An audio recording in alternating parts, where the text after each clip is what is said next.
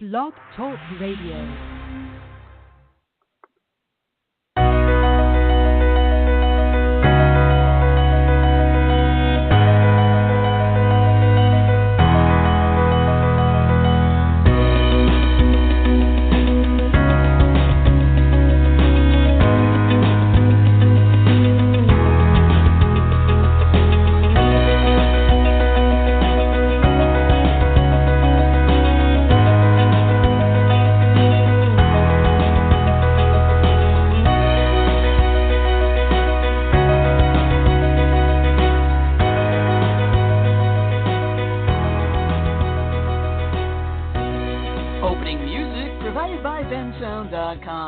Welcome, everyone, to today's Earth Energy Forecast Show on this Tuesday, February 26, 2018.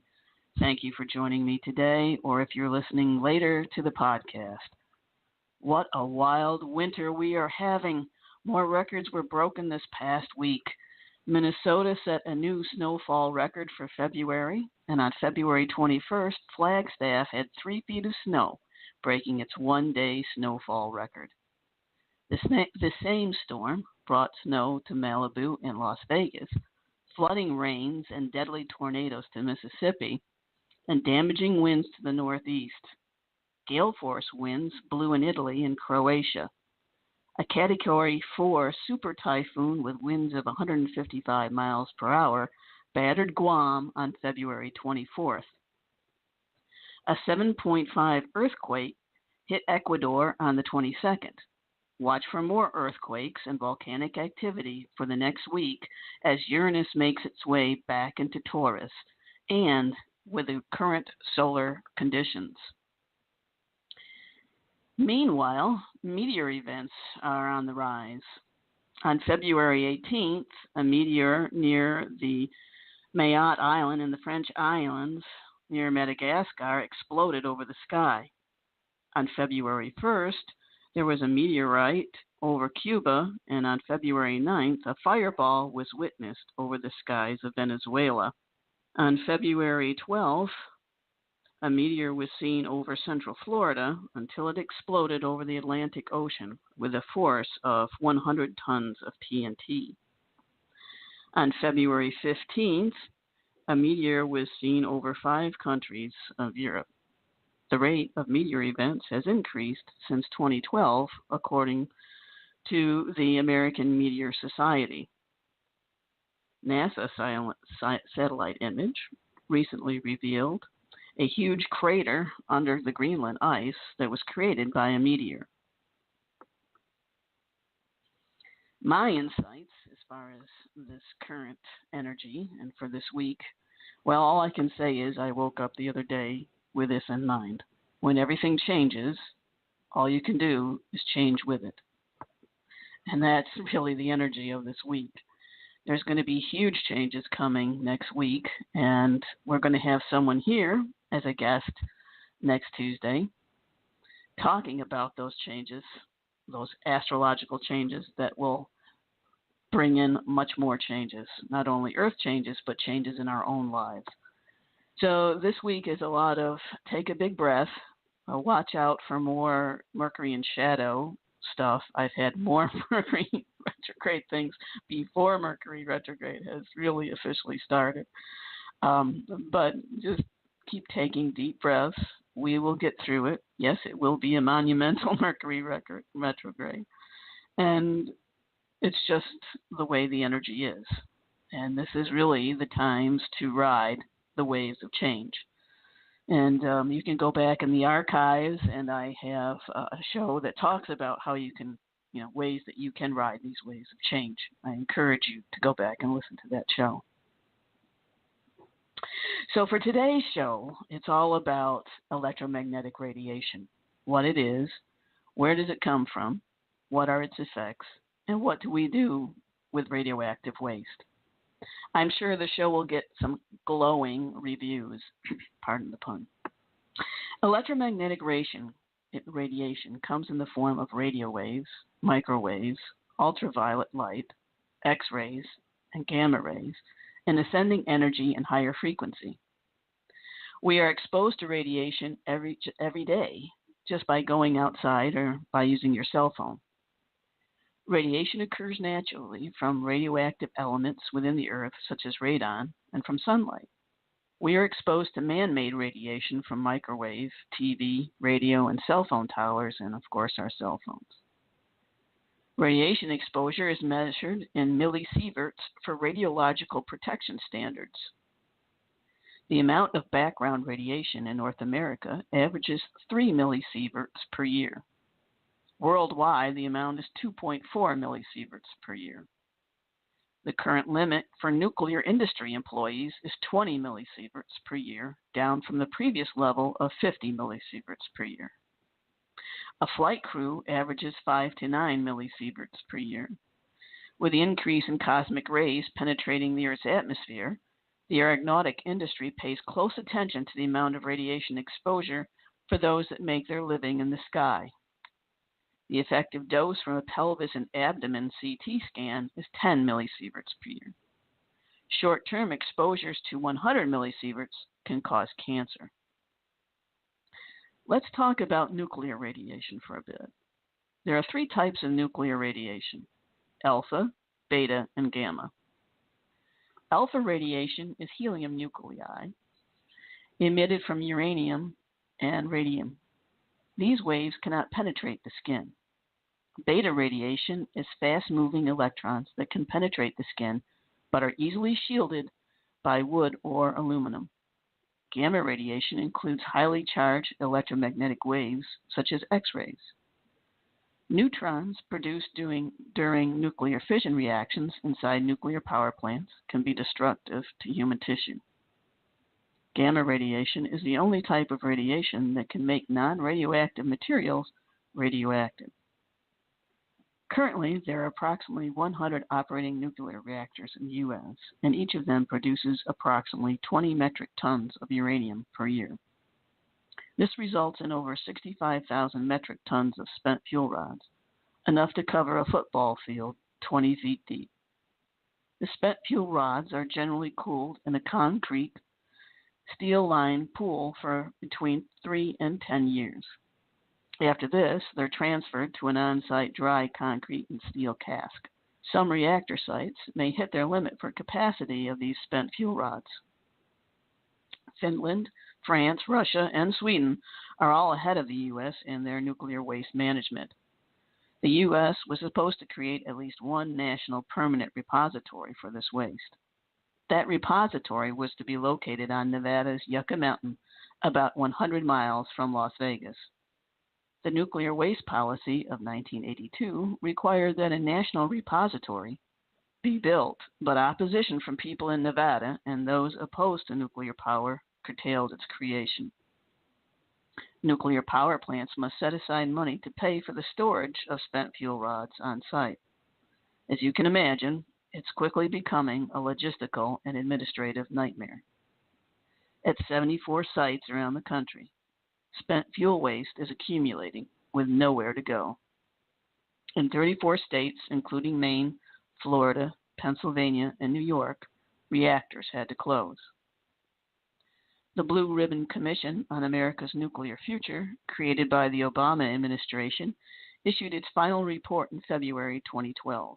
It concluded, and I quote, "This nation's failure to come to grips with the nuclear waste issue has already proved damaging and costly, and it will be more damaging and more costly the longer it continues. Damaging to prospects for maintaining a potentially important energy supply option for the future, damaging to state-federal relations and public confidence in the federal government's competence, and damaging to America's standing in the world, not only as a source of nuclear safety, non-proliferation, and security," end quote. Wow, that was a loaded statement. Public confidence in the U.S. federal government's competence is most likely at an all-time low. Non-proliferation, I'll get it out, soon may be a thing of the past with President Trump's pulling out of the nuclear arms treaty with Russia. What a difference 7 years makes. I understand that nobody wants waste buried in their backyard or to have it transported over their highways. No matter where we put it, It will go into Mother Earth, our disposal bin. She is doing what any living being would do, trying to rid herself of it through volcanic activity and earthquakes. If we lived like the Native Americans, we would have considered the impact of our decisions 7 generations out. Now, after the horse left the barn, nuclear scientists considered transmuting the waste into harmless materials, but it might create as much waste as it is trying to remediate, and it's just not economically feasible. Sorry, Mother Earth. Oh, they did consider sending the radioactive trash into space, but once again, it was too costly and too dangerous if there were a launch failure. Why not pollute space? Oh yeah, we're already doing that with satellites and other space junk. It seems this whole issue of nuclear energy and waste is its own launch failure. Speaking of failures, Fukushima's 2011 catastrophe is slowly getting cleaned up, but not after sending radioactive pollution across the Pacific. In October of 2017, scientists found radioactive material in sand and brackish groundwater beneath beaches up to 60 miles away from the reactor. The sands filled with radioactive cesium from the disaster and have been slowly releasing it into the ocean.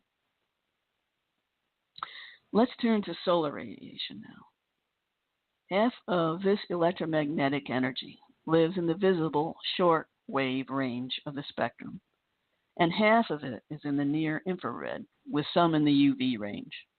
The Earth's atmosphere usually protects us from ultraviolet rays from the sun because of CFCs, which we talked about last show. They've been depleting the ozone layer, and the ozone layer is what protects us from these UV lights. The UV rays that get through are responsible for suntans and sunburns if you're in the sun without sunscreen for extended periods of time. Over time, exposure to the sun can cause skin cancer, wrinkles, cataracts, macular degeneration, which can lead to blindness and melanoma of the eye. Here are some little-known facts about the sun. The sun increases its energy output as it ages. It gets hotter, but it loses mass.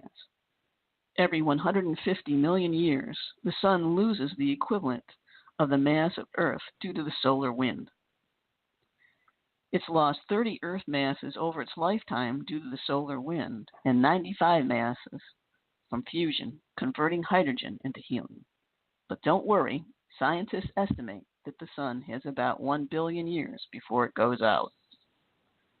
Our concern is not that it will go out, but that it will go micronova in our lifetime. More on that in upcoming shows. Solar winds have been more prevalent with the upcoming solar minimum. As the sun goes quiet, it allows more cosmic rays to travel to Earth, especially with Earth's dwindling magnetic field. A March 2015 study showed that cosmic rays were intensifying for the 4th year in a row. They found a 13% increase in X-rays and gamma rays over Central California. Students of the Earth to Sky calculus released high-altitude balloons to measure the radiation from cosmic rays. A recent study by the Harvard School of Public Health shows that flight attendants have an elevated risk of cancer as compared to the general public.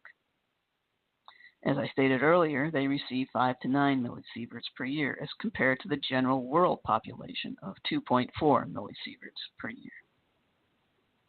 Cosmic rays increase the formation of clouds and thus affect the weather and add to climate change. As the sun becomes more docile in terms of solar flares, the Earth's weather becomes more turbulent. As the sun becomes more docile, it has more coronal holes. Now, through these coronal holes, the solar wind erupts, and the solar wind does penetrate the Earth because of the Earth's magnetic field now going closer and closer to zero. And with the sun more dormant, these cosmic rays can get past the sun and enter the Earth's atmosphere. A study published in February 2018 in Scientific Reports shows the relationship between solar activity and the human autonomic nervous system. They found a correlation between increased solar wind activity and an increase in heart rate, which they attributed to physiological stress. They wrote, and I quote, "It appears that increased cosmic rays, solar radio flux, an index that indicates solar activity, and Schumann resonance power are all associated with increased heart rate variability and increased parasympathetic activity. And the autonomic nervous system responds quickly to changes in these environmental factors." In parentheses, it says, note, among other processes, the parasympathetic nervous system conserves energy as it slows the heart rate and increases intestinal and gland activity, close quote. Things that affect the Schumann resonance, such as solar wind and cosmic rays, quote, may affect brain activity, such as modifications in perception and dream-related memory consolidation, close quote. Geomagnetic storms have been found to increase coronary disease and heart attacks. This study clearly shows the direct correlation between solar activity and human functions. And it is no surprise that it affects cardiovascular health, since the largest electromagnetic field of the body emanates from the heart, and our heart's electromagnetic field is intimately connected and interacts with Earth's magnetic field. We are children of the Earth. We have another form of radiation that will soon be making news, 5G radiation. It has already been concluded that radio frequency radiation, like radiation coming from your cell phone, can cause cancer. 20,000 satellites will be launched into space to send tight beams of microwave radiation to cell phones. 5G uses much shorter wavelengths, and according to an article from WakingTimes.com, these beams will be strong enough to penetrate human flesh. Some fear this radiation may cause DNA single and double strand breaks, disruption of cell metabolism, oxidative damage, increased blood-brain barrier permeability, melatonin reduction, and disruption of brain glucose metabolism, along with generation of stress proteins. In other words, it can cause cancer. It can disrupt cell metabolism so that things aren't metabolized correctly. It certainly could increase problems with glucose in the blood or brain function because of the glucose metabolism in the brain. We need glucose to provide us with energy. If we don't have the energy that glucose provides, when you go through the Krebs cycle that produces ATP, you can't function. So it's going to severely curtail these, and at least that's what they think. I think I might devote a whole show to 5G technology. My question is, what in the world are we doing to us? In next week's show, which happens to be just one day before Uranus goes back into Taurus, as I said, it's going to be quite a week this week and next, I will have an interview with Jude Valentine. She's a professional artist, practicing astrologer with more than 25 years' experience in the study and application of mythology, numerology, tarot, and astrology. And she'll talk about Uranus entering Taurus with a new moon in Pisces at 0 degrees Aries, conjunct Neptune in Vesta, as well as Mercury conjunct Chiron at 0 degrees Aries, happening almost simultaneously. It's quite the week. She will also look at the grand square formed by Uranus with the nodes in cardinal Earth and water. And it's going to be opposed Humana and Pallas Athene in Libra. Put this show on your March 5th, 2 p.m. on your calendars. You don't want to miss this show, believe me. Thank you for joining me today. Thank you for putting up with my little blips in this show today. I am not immune to the changes that are happening in this world. I am recording this show in a hotel room because of the weather near where I live and the high winds and the chance of power outages with a blizzard warning. So I'm not immune. And as I said in the last show, we really need to think about this and think differently about how we've been living. So if you enjoy what you hear on Earth Energy Forecast, please support the show by going to the homepage of my website, joanserio.com, and clicking on the donate button. Thank you for your support. Stay tuned and stay informed right here on Earth Energy Forecast. Stay safe, everyone. Much love.